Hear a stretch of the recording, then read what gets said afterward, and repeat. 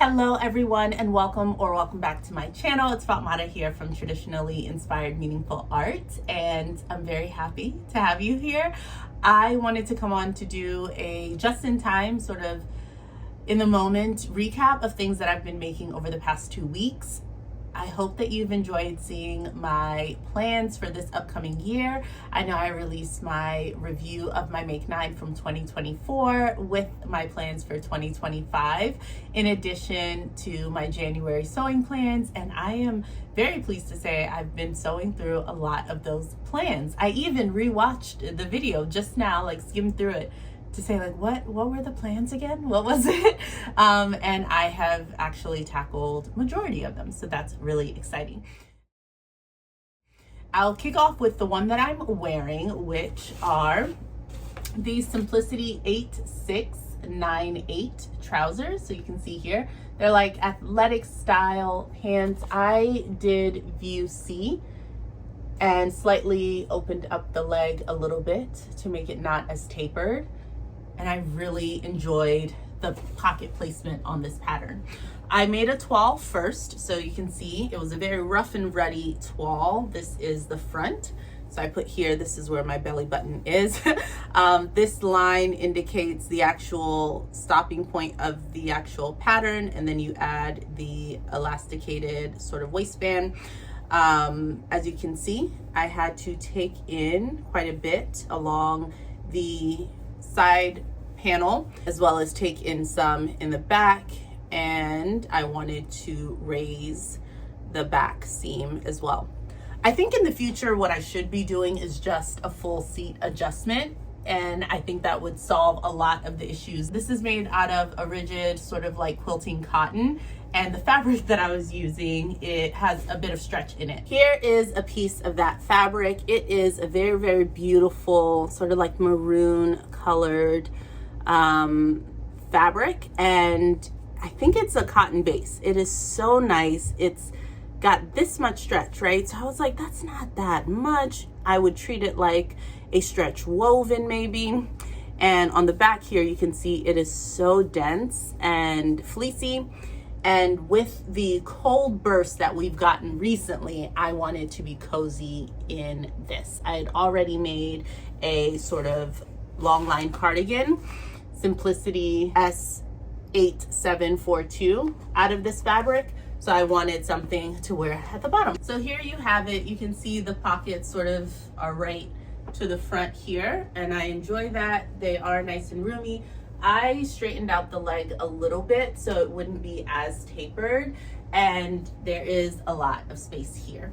Because of how bulky this fabric is, I did have a cotton sateen in the same color, so I used that for the waistband. I did put the buttonholes in order to put a drawstring through here, and I tried it with a color that I had in my stash that did not go, so I took it out. Now I will say this, when I put it on, it was so baggy and so roomy because this is a stretch fabric, and I had to take in quite a bit.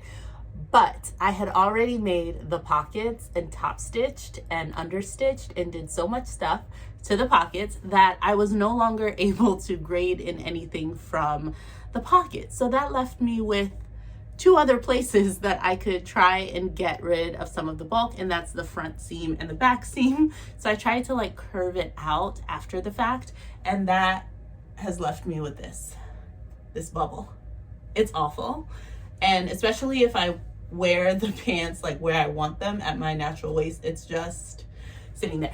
However, I have worn it. I've worn it many days when I come from work. I wore it to work one day, and I think it's a really great design for a pair of like lounge pants.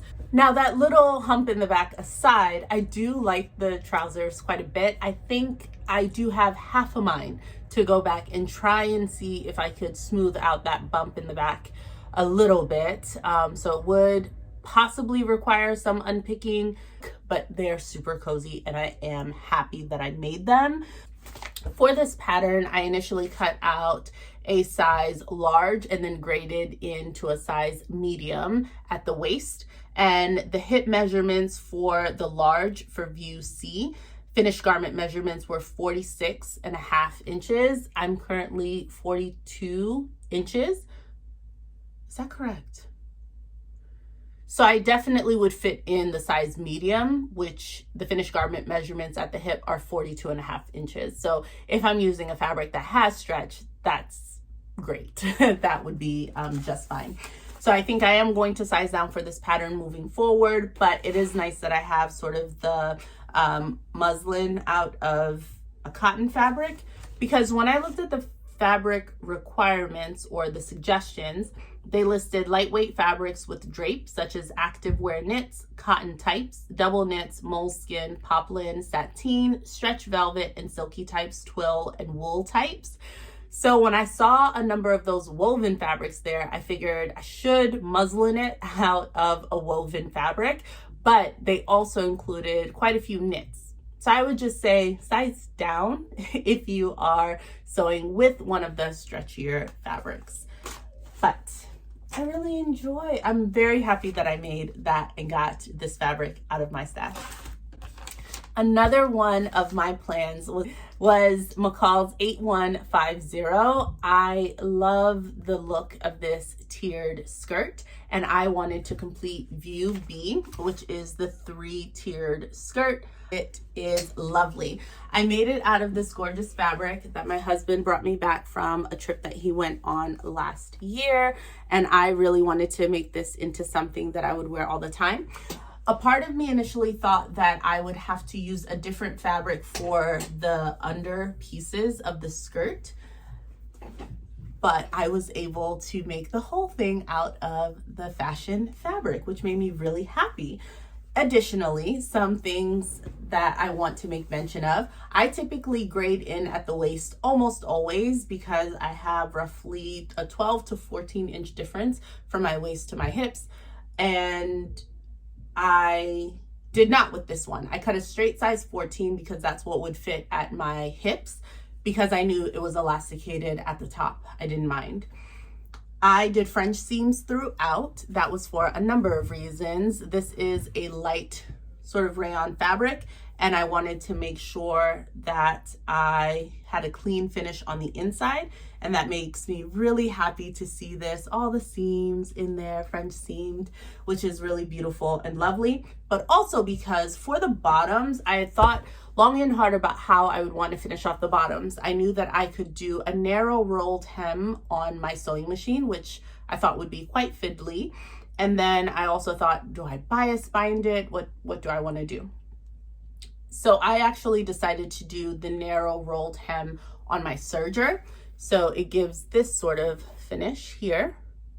It's very clean, very minimal, so that it can be very smooth. And because I knew I wanted to do that, it was actually helpful to do French seam so that my serger could just be at the narrow rolled hem setting, and I didn't have to like switch it back and forth to serge and then to narrow roll hem. So that worked out really well. I actually completed this much faster than I thought that I would originally because I did all of the steps in batches. I love assembly line sewing. I went ahead and sort of did all of my French seams for each of the pieces, all of the flounce tiers and all of the inner skirt pieces, the 2 that I needed to use.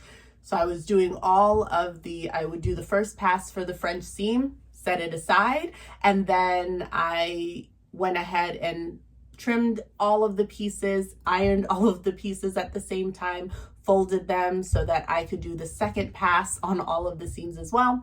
So then all I needed to do was assemble and kind of put it all together, which made it very, very fast. And I was very proud of being able to get this done.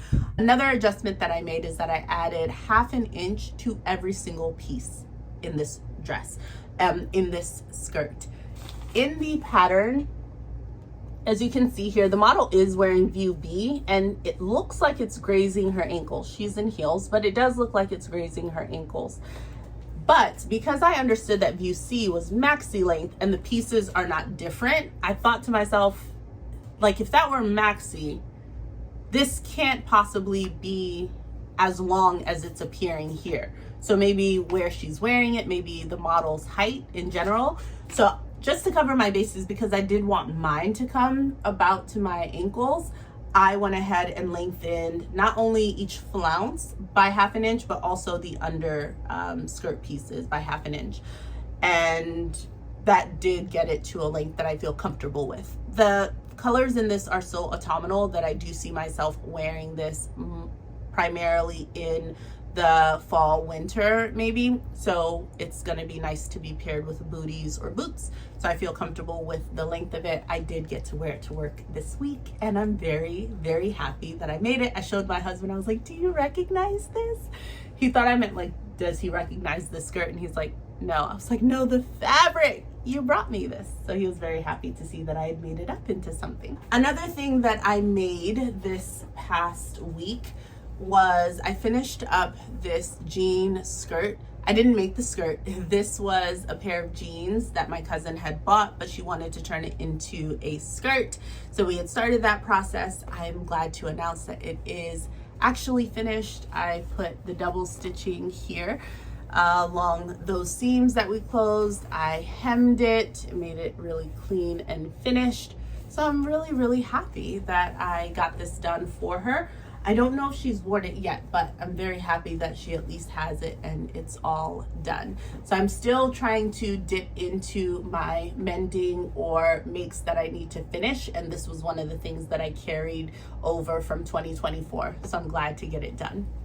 Now, I had mentioned that I have a number of faux Sherpa remnant pieces from Joann in my stash that I wanted to bring together and make something out of. And I'm glad to report that I have begun that process. I could have been finished. However, I think I need to go in and do something that I'm so annoyed that I need to do, but I think I need to do some unpicking and actually make this thing wearable. But let me show you what I made. I went to S8742 because I have found that recently I've been wearing the other sort of burgundy maroon one so frequently. I did want to give it a try. I laid the pattern pieces out along the Sherpa and actually found that I could make it fit. I was on Pinterest looking at a lot of different color blocked outerwear pieces, and I came across this jacket that I will hopefully put on the screen here out of all of these different pinks and reds. But what stood out to me was the placement, and I loved it so much. So I wanted to sort of use that and focus on where they put the different hues. So what's the deepest color, the lightest color, and where they sort of place those different, tones of fabric. And I just went ahead and used the 3 colors that I knew I wanted to use to try and replicate that as best as I could. So here is what I have so far. It's very, very cozy, and a couple of things come to mind. I really began to not enjoy this fabric at all. It's not great quality faux Sherpa is what I have come to realize. And part of me has realized this because I did make my son a robe out of a faux Sherpa from Joann before, and it just bobbles like nobody's business. But the area where it bobbles the most, that is the most annoying, is on the inside. Initially, I was actually binding all of the seams and trying to cover them, but the inside was just so hideous that I was actually thinking to myself, if this is just pilling this much from me manipulating it just to make it in these couple of hours, this is probably going to look horrendous by the time we get through the season. So I then made the decision that I was going to line the whole thing. So here on the inside, I have this really, really beautiful stretch velvet type of fabric. On the inside, it's got this cat print, and I purchased this for my daughter, but listen, something's gotta give, but she did see it and was like, can you make me a dress out of it? So I did. I'll insert the dress here because I forgot to bring it downstairs. I really have to go back and fix that dress. It's not great, but I made her something so that I could get back to my work. Yeah. So I was able to make her that dress and then use the fabric to have the wrong side of it sort of facing me because I still wanted it to be cozy. I could have lined it with something silky, but I thought the silkiness of the fabric would actually be cold against my skin if I, you know, if this cardigan happened to be up against my skin. So I didn't want anything silky. I wanted cozy. And then I used this navy rib knit to line the sleeves as well. And I went ahead and made a cuff out of the blue Sherpa at the end there. Had a time trying to put this together. The first thing I did was went ahead and did the color blocking first. Now what I should have done was color block like full big pieces, then put the pattern back on top of the color blocked fabric and then cut out the pattern pieces, but I didn't do that. And I knew that I should have, because that's what they tell you in all of the like quilted jackets that people have been making. And I've watched enough of those videos where I know that's what you should do. And I didn't do that. So I sort of roughly estimated and I was like, yeah, I'm not gonna use a big seam allowance. I'm just gonna put it through the serger. So I sort of like pre-cut things and then patched it together. And then when I went to go ahead and just, you know, double check it with the pattern piece, it had shrunk quite significantly. Therefore, the jacket itself, I think, is not as oversized and cozy in the body of it. And also I cut out of size small. Size small equates to the 10 and 12, so that makes sense for me. I usually am a size 12 in simplicity pattern, so that does make sense. However, I almost always grade out at the hips, which I did not do in this pattern. I think I assumed that the oversized nature of it would be enough room for me, but I definitely should have graded out, especially for this one. I didn't. I also didn't add the pockets, which I think will come back to bite me. I wish I would have put in side seam pockets. Actually, that would have been lovely. Had I known that I was gonna go and fully line this, I think my mind would have went there, but it didn't go there. So, because I had just worked on the jean skirt for my cousin, I had these scraps in the sewing room, so I went ahead and made straps out of them. I don't know how I feel about it. I don't like them just dangling around. What I actually would prefer is if I had heavy duty sort of snaps that I could put at the end. So I would just sort of cut this in half, put the snaps here, and then hold it together in the back, just like that. Like overlap them and just snap it closed and leave it that way, or bring it to the front and snap it closed in the front. I think I would prefer that than tying it. This is so bulky that the tie never looks nice. I can't really tie it in a bow. It just sort of flops and I don't like it. I went ahead and I stitched in the ditch along the shoulder seam, along the back sort of collar seam. I understitched the entire front collar like lapel. Do you see what it's doing? You already can tell. You see how it's waving like this? I think I might have stretched it out while I was doing that. I did not interface the facing part of the collar, and I know that I should have done that. I think I was nervous that the pressure and the heat of me trying to interface this fluffy fabric would like smush all of the fluff out of it. So I convinced myself that it's fine, it's not gonna matter. It mattered. And I think that I do. So this is why it's undone. I really could have finished it the night that I was working, you know, like over the 2 days that I worked on it. But the more I look at this, the more I despise of the cardigan, and I don't want to be upset with it. I feel like design wise this is exactly what I would have wanted, and I think is a great use of this fabric.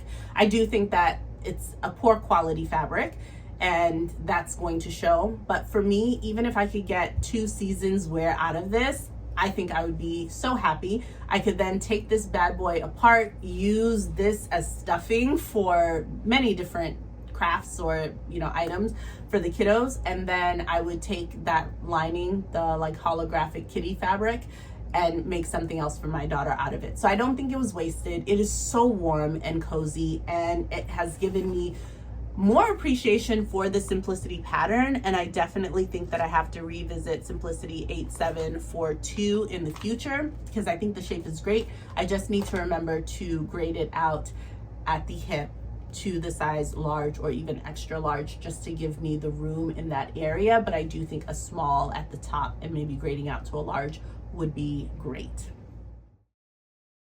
That I think my next make, while I contemplate what I'm gonna make with a wool item, is actually going to be a shirt that I've been threatening to make for a long time. I want to revisit this vintage pattern that I have. It's Butterick 6422.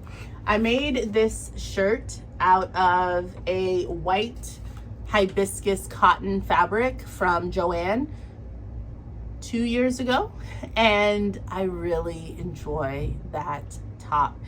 It's so nice. It feels really casual. I threw it on over any and everything, rolled up the cuffs. I love it, and I wanted to make another one for some time, and I want to make it out of this gorgeous fabric. It's so beautiful. It goes with everything almost, and I think it would just be a really nice addition to my wardrobe. It is a cotton linen like rayon blend. I thrifted this fabric a while ago, wanted it for a while. I really do think it's going to be a versatile piece in my wardrobe, and I'm looking forward to sharing that with you all when I get it made up. It's Vogue 8453. It's also a vintage pattern, and I love these trousers so much. So I did cut out the trousers, and I've made a toile out of that same cotton fabric, and it actually fits quite decently. And this was one of those patterns that's just a single size. So it was a size bust 36, which I was like, great, that works for me. It was a size 14, and yeah, size 14, bust of 36. So I didn't actually know how the trousers were going to work out because it's a single pattern size, and thankfully they actually fit pretty nice. I love that there are double darts in the front, double darts in the back. In order to get into this, because I did not add a zipper, I just sort of opened it up so I could shimmy into it. But when I held it together, it actually fits pretty decently, and that's without the waistband.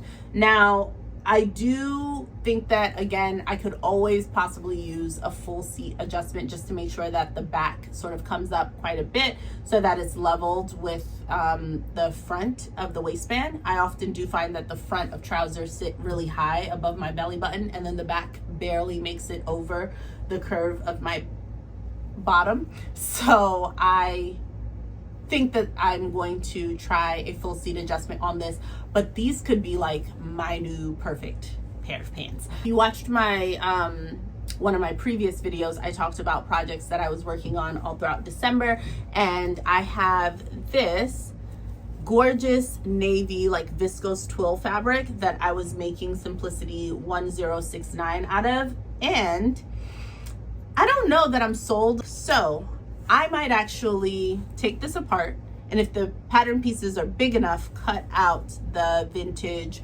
Vogue pattern trousers and use this viscose twill to make those trousers. I actually would love to do that because I've wanted to make this pattern for so long, and I think that fabric is gorgeous and might be the right way to go. I also cut out a mammoth project that I would love to get started on in February, but I cut it out now, and it is McCall's 8246. I want to make this long line